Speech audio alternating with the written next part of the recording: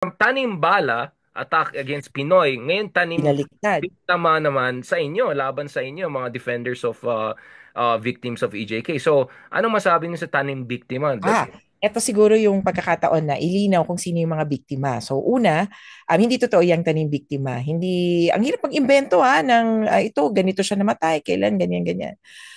At hindi pwede na magkaroon ng tanim biktima kasi stringent ang processes. And you've mentioned that earlier. Stringent ang processes dun sa pagpapatunay na biktima kami and to participate in the ICC.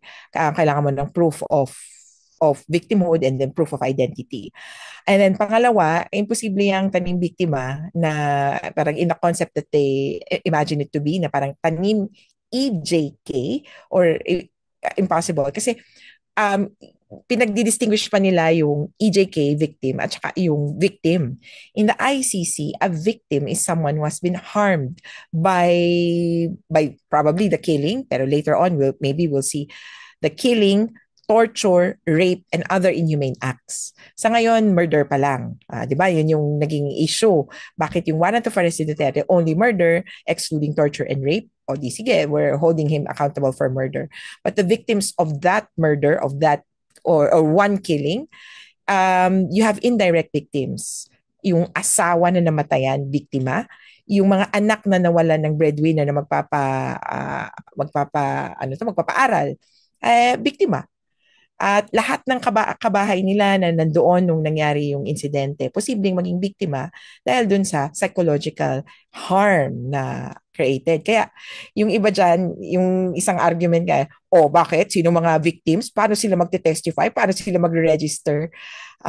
Sa ICC, kasi akala nila yung biktima, yung patay. Kaya kami parang, ang hirap mag-explain sa ayaw namang makinig at gusto lang na kunin yung mga tidbits, yung either maling nasabi mo or i-skew yung nasabi, biktima daw, biktima daw.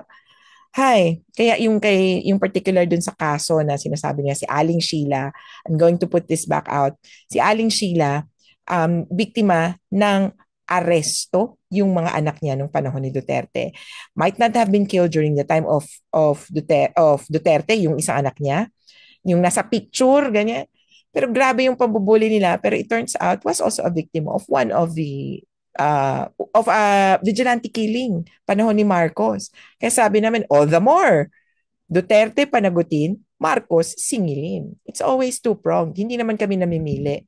Oh, hindi naman Baka yung nawala yung EJK. We had Carlos of Human Rights Watch on this show, and he said, wait, like we're talking as if this is past. This is still happening. Yeah. And kaya lagi namin sinasabi yun, magkaano yan magkabilang panig yan. When you say Duterte panagutin, Marcos singilin. Kasi sino magpapanagot kay Duterte? And later on, sabi nila, pwede bang dalhin si Marcos sa ICC? O kayo talaga ayaw nyo dalhin siya sa ICC? If he commits something as grave as this, then we can take him to whichever court. But of course, ang hirap nung bawat kibot na lang magkakasuhan tayo, kailangan maging strategic tayo. Kaya yung sabi nga sa amin sa human rights litigation, ang uso ay strategic litigation. Yung you choose your battle, kumbaga. Choose the cases which would really benefit a lot. And for the Marcoses, during their era, ang naging tono yung mga civil cases. And then, si Attorney Carranza, si Attorney Ruben, helped in the PCGG, in the recovery of assets. Mas sabihin na natin medyo nauna yung civil aspect, yung pag-recover ng pera, pag-compensate dun sa mga victims, which I think moving forward dito sa kaso ni Duterte, we're doing it better na yung criminal aspect yung ina-address. Kailangan may mapatunayan na may kasalanan talaga. Beyond reasonable doubt. Kaya para sa akin, importante itong kaso na to. Para hindi lang dun sa parang kaso, no, importante ito to set the record straight.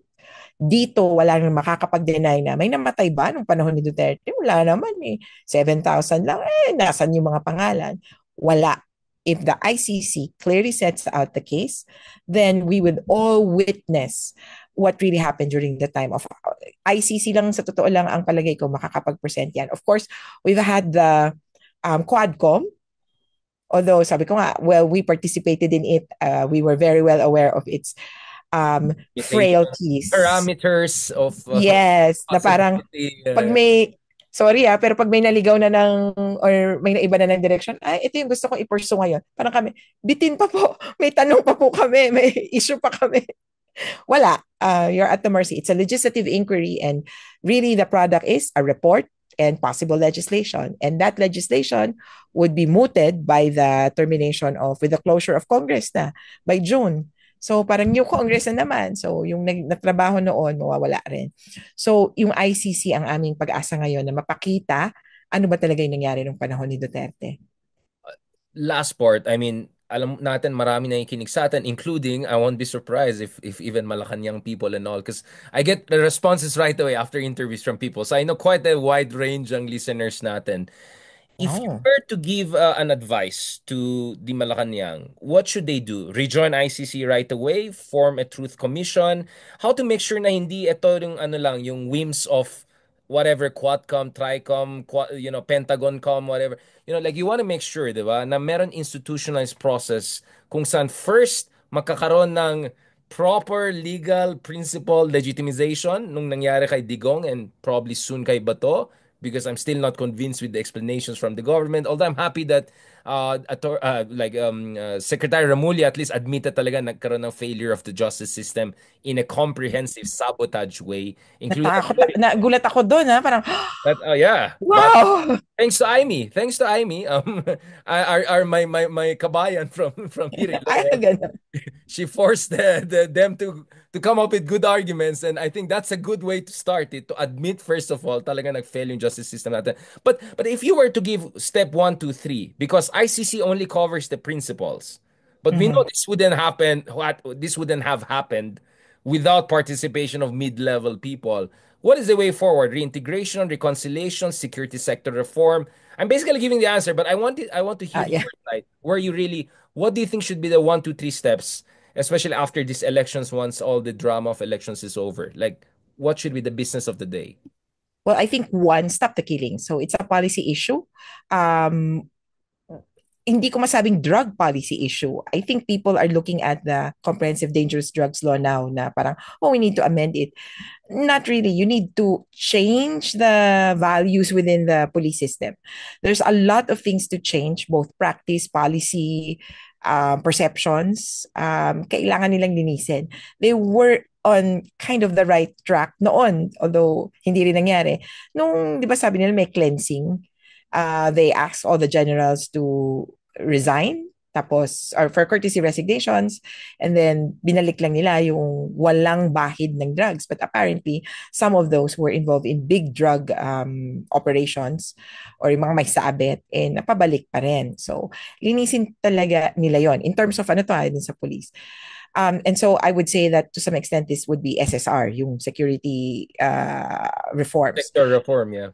Yeah. But ang hirap mag-recommend because I'm not part of it. So baka maraming umalma na, wala namang kinalaman yan eh. But you know best. And you know how dirty or how bloody your hands are. So wala nang ano, dapat sana may, total, nag-ano naman, nag-ayuno na ba? Nitong Holy Week, yung mga nag-ayuno ngayong Holy Week, Yeah, eh, yeah. sana tanggalin na yung isip na, hindi, kailangan namin protektahan ng kapwa namin. Second, and this would be part of policy, ito yung segue, really admit that what happened before, yung killings, is wrong. And until now, the killings that are happening ay mali. And therefore, address them through an investigation. There is just this nuance na the investigation, I mean, it could, di ba? It could allow the ICC to step back and say, oh, nag-investigate naman sa Philippines. There's a kind of investigation where the ICC will not look at this as something that mirrors their own operations or their own investigations. Kaya It's a parallel operation. medyo Walang relevant na parallel, but complementarity. Yeah. yeah, but I mean, there's a nuance to it. Medyo detailed na, pero kumbaga, look into the individual cases and then look into even the high-ranking officials. And even if you investigate, quote-unquote, Duterte, to some extent, it will not stave off the, what's this, the the ICC Harassment. Yeah. investigation. Kasi for example, if you investigate violations of protocol, o di ba? Hindi naman police si Duterte and did not violate protocol. So That would maybe that affect thousands of officers and all. I know, kaya yun yung problem sa number one, yung policy and um, reforms talaga na kailangan baguhin. Sabi nga namin, ang mga pulis ba, hindi lang nila alam yung human rights or ayaw lang nilang tingnan or pansinin yung human rights. It also goes into practice eh.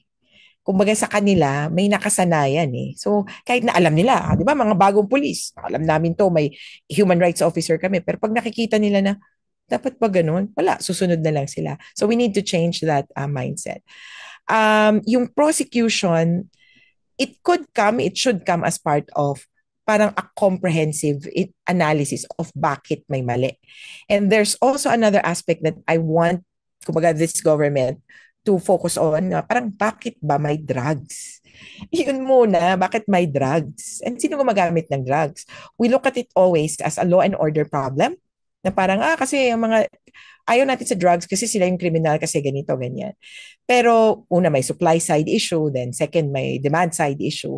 Laging demand side yung tinitira natin. Jail the pusher, save the user, ganyan. Yung save the user, aasa tayo sa, actually, umaasa tayo sa mga church groups. Basta ng mga pare, ganun. Pero yung mga users sa atin are usually yung socio-economic issues ang reason nila. Ang user usually ay Just to spell that kailangang out. magising. Sorry, Chris. I want you to spell that out because isa sa mga kwento is that because some people have to work so hard, almost 20 Yeah? hours a day, they have to have some bits of stimulants, kumbaga, just to Yeah. survive. I don't Yeah. want to give more details, but people have to realize some people are taking these things not because they want to have fun or go and kill and rape. They take it because their job is so hard that it's like 5 Mm-hmm. a.m. to 1 a.m. and they have to just keep going because they're working in a It's very precariats. Basically, marami sa ating mga precariat na kababayan are sometimes forced. I mean, or yung mga kailangan mag-drive ng 20 hours, 25 hours. So, it's not from the evilness of their heart or for recreation. it's So, not recreational. yeah, Yeah. it's for desperate reasons because their job is just damn hard and pays so low because of the Oo. capitalist system we have. And so that's a problem. Yung socio-economic aspect, yun yung kailangan ma-address. Unlike in other countries, ang solution nila ay, okay, we will set up clinics so that people, kasi yung problem nila, may mga namamatay because of yung injections. We'll set up clinics so that they can safely inject themselves. That's not an issue here in the Philippines. Ang mas issue natin, baka ayaw naman nilang So gumamit. you don't like the Portugal system, something like that? Yeah, You decriminalization. don't like that No, model. and Interesting. then also that's the approach in I think Canada and to be specific San Francisco.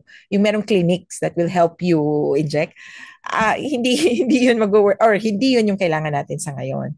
Mas I think yung trabaho. And then second, meron namang mga gumagamit talaga and usually it's with the young people. To an extent, okay na ako dun sa yung parang may program na kakikita ko lang to yung uh, bawal maging high sa droga, maging high sa sports. So ganun, Yes, to give sports, the no to young people. drugs. Yes, to Yeah, sports, ganun. no. Meron ganun. Welcome to like this city. Yes to sports, no to drugs. Yeah, Mga ganun. ganun, So yeah.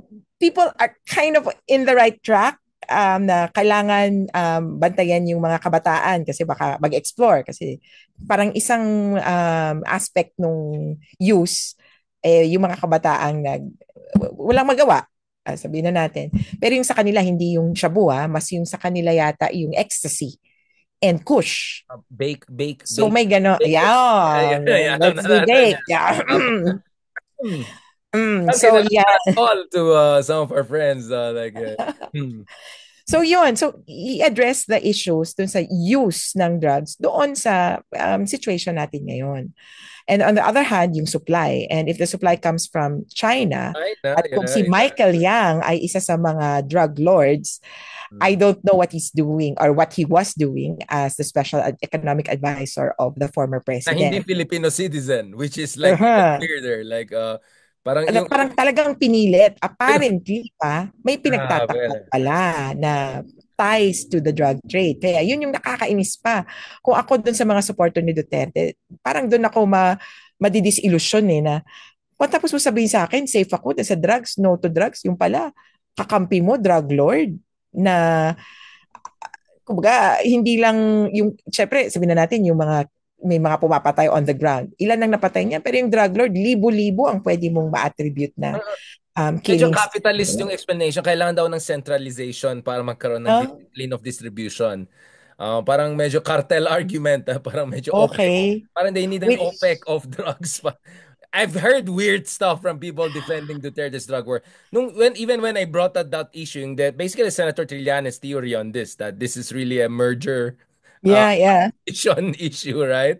Hindi, okay rin naman yan kasi actually, mas centralized yan, may disiplina, yung distribution, like, oh my God, is there anything that will make people like you reconsider this issue, right? And of course, yung issue kasi niya, I was talking to someone now, yung kapatid niya, naging drug addict and sobrang na-trauma daw yung family nila. So sobrang, whatever you'll do, i-justify niya. But kaya napunta sa acquisition and mergers argument. But what about rejoining ICC and a kind of a Oh, truth yeah. commission for the victims? How important? Okay. That could come later. Marami, it's a whole array of transitional justice mechanisms. So, prosecution. Pero ako, for me, important yung security sector reforms. Kasi yun yung kailangan na ngayon eh. Yun yung, kumbaga, kind of halfway between the immediate and the long term. The Truth Commission could come in later and it has to be approached in a proper manner. I remember Noy Noy tried to do this. Yung EO1 niya, naging problematic, naging issue. Kaya we should approach this from a stakeholders point of view. Well, patawag lahat yan, paano natin gagawin? And we could have different types in one country, well, Colombia, parang sila, patawaran. So parang confessional, this is what I did, this is what Truth and reconciliation. witnessed, Truth and truth and reconciliation. reconciliation, and Chile, then I think quits at the same na. in Argentina. Yeah. Oh, quits na, okay na, walang prosecution. Do we want that or do we want prosecution? In other countries, parang you admit to something ganyan and then they will give you or you surrender a gun tapos in exchange ito ang sewing machine. Yung mga ganon na Reintegration. reintegration systems. Reintegration. So, we need to understand and we need to feel the pulse of the stakeholders, not only of the public, Okay. So what you're saying is that hindi na. victims, Okay, so what you're saying is and that wag dapat madaliin. itong maging prerogative ng administration mismo. Yes. For a moment, let's just forget it's a Marcos, like any administration for that Yeah. matter. Dahil napaka high stakes ito at napaka multi dapat stakeholders per se, civil society Yeah. involved sa issue na yan. Even I cannot speak for the victims. I cannot say na, oh, ganito dapat gawin natin. Kaya hindi ako nagdi-dictate ng how this kind of truth commission can go on. I think I've been also misquoted sort of or taken out of context kasi I do support conceptually a truth commission, but I do not support a quote-unquote capital national truth commission. Hindi pa. The mechanism of that, we need to discuss fully, pero we can set out all the possible scenarios kung paano. Pero clearly, we need to come forward kung ano ba talagang nangyari. Kasi madaming roots, maraming mahahagip dyan, including yung private armed groups. Di ba na ang tagal na nating private armies, ang tagal na nating issue yan. In fact, it's in the Constitution yung disbandment of PAGs, parang private armed groups and private armies, etc., nung mga politiko, lalo na sa probinsya, nagamit kasi eventually, nung nakita natin, di ba, kapag yung politiko ay na-involve sa drugs, yun na rin yung nagpapalakad or nagpapatakbo. So, baka mahagip din yun dun sa discussion. Kaya magandang we do that in the long run, in the long term, and ako nga, depoliticize this kind of activity in the same way na, or rather, sayang kasi yung Marcos yung Marcos compensation claims na later on dapat sana magkakaroon ng museum, dapat mapapublish yung mga affidavits ng mga victims, kaya sana that would have been a model. Pero apparently dahil Marcos yung presidente, nawala. Yeah, it So creates yun yung ayaw ko na I see what you're saying. depende siya sa context. And then, Prerogative. Yeah. prerogative, yeah. And then later on, I see na kailangan ng, ito yung medyo ano ba to, vague na for me even, yung paano yung not really integration, yung people, yung na dehumanize natin, yung sabi natin na walang kwenta, salot sa lipunan, paano natin i-welcome back into society or paano natin tatanggapin ulit. Kasi kung gaano nga kaliit yung ano, sabi ko nga, kung yung mga magnanakaw nga dati na ninakawan yung kaban ng bayan na welcome back natin, bakit hindi yung kapwa Pilipino? And that kind of kumbaga, Ayaw nga natin community-based. i-welcome back eh. Ayaw nga, paalisin na, papakulong na yung isa, yung Sandigan Bayan, nag-rule na doon. Sabi, sabi ka ni Ang Jonathan hirap ang Morales, gulo-gulo. hindi katulad ni Butiin, Senador, hindi ako convicted. I know you watched that hearing, yung hearing ni Bato about Polvoron. And then, nung nag-ano si Jinggoy, sabi na, hindi katulad ng Butiin na Senador, hindi ako convicted. Oh my God, that was, okay. So actually, thank you for this. Kasi, okay, what if I offer and compromise? Let's say, magkakaroon ng interim Quadcom style na Truth Commission just to build national consensus and understanding around the facts of the case. And then a much more long term. So kasi Mhm. ang worry ko dito is if we're just gonna take the next, alam natin how NGO, civil society, we will debate this for 10 years, right? Ang Yeah. point ko kasi is, Sara impeachment is gonna come soon, right? The trial most likely. So obviously, my interest yung iba dyan to expose this because it serves their political interest. So I completely agree with you that we shouldn't leave it only to these people because they have their own political scores to settle. But ang point ko is that couldn't that be an interim measure just to make sure ang ating bayan alam nila yung kwento ng mga biktima? Parang kumbaga ito yung version ng Quadcom na lumabas yung Miggy Mango, Mary Grace Piatos. In this case, it's actually the horrible toll of Duterte's drug war para lang magkaroon ng magkaliwanagan tayo dito sa katotohanan dito. But this will not be the final ultimate truth commission. The final Yeah. ultimate one. Parang, I'm thinking along those lines eh. Kasi kung iwanan natin ito sa debate lang, you know it better than me, Attorney Con. It will take 10 years before we agree. Argentinian Yeah. model, Chilean model, Colombian model. Mamaya, next thing you know, fiesta na, di ba? So, what I'm saying is, I think we have to have a sense of urgency, at the same time, kind of a long view of this is a generational problem to resolve. Ah. Ganon yung inisip ko. And then the second So, point I want to ask ah. you, compensation issue. What about the compensation issue?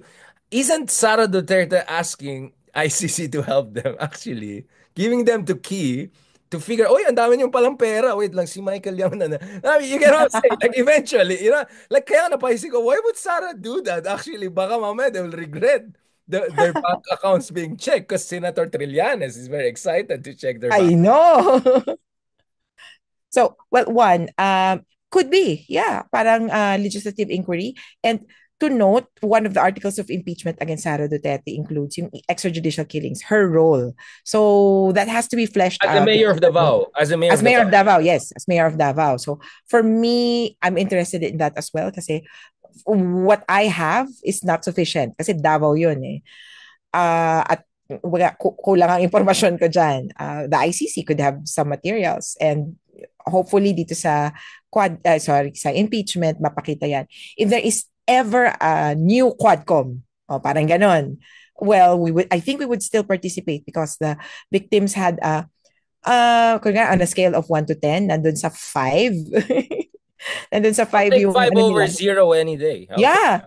Kasi gusto nila that they were able to talk. Kaya lang yun nga, ang ayaw din nila ay parang hindi naman kami yung pinapakinggan lang. Parang we were given 2 minutes out of all the time. Tapos parang yung iba, parang anong mga pinagagagawa? Ano pang mga in-explore? Although we understand na parang they were focused on identifying who were the perpetrators. Kaya lang, may missed chances, including yung sa Pinas kay Debold Sinas.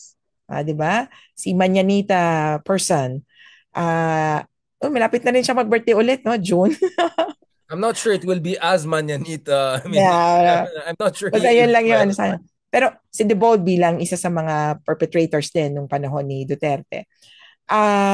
Could be, that's a possibility. Kaya lang yung danger nga na it could be politicized again. It just depends really on who will manage it. In the long run, ang importante talaga ay magsama-sama yung mga stakeholders. And hopefully, so we go now to compensation. Hopefully, merong maayos and even earlier than compensation dito sa ICC case, magkausap yung mga victims and the groups that are helping them to agree how to reach out to the victims. Kasi actually, yung victims, di nga nila alam na victim sila eh. Oo, namatay yung ano ko, yung asawa ko eh. Pero okay lang. Ano naman yun eh. Uh, i-break ko na naman talaga siya eh. Yung ganon. Kaya parang, hindi po, biktima po kayo. Ganun ba? So, yung ganung concept na uh, yung mga biktima, hindi nga nila alam na biktima sila. Kailangan ding pag-usapan at alalayan pa rin sila. Because na-internalize nila yung dehumanization. Yes, internalize sila yung stigma na Problema, yeah. kami naman po may problema eh. Ganun talaga eh. So, hopefully, this ICC case will give us the opportunity to really sit down na, okay, mag-usap-usap tayo. Because we also need to determine who will be part of the legal team for the victims. So, it will be a three-sided ring, ganun ba? So, prosecution, defense, and then the victims. The victims, technically, are not the second prosecution.